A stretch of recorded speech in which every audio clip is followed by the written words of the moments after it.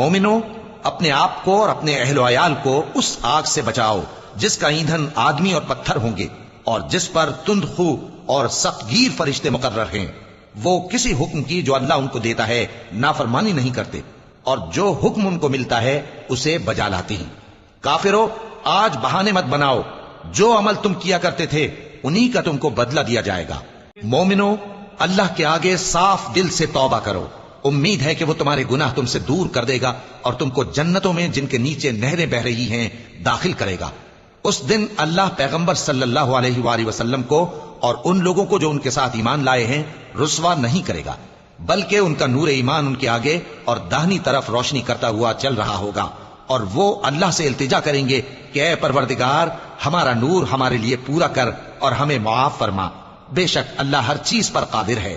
اے پیغمبر صلی اللہ علیہ وآلہ وسلم، کافروں اور منافقوں سے جہاد کرو اور ان پر سختی کرو، اور ان کا ٹھکانہ دوزخ ہے اور وہ بہت بری جگہ ہے۔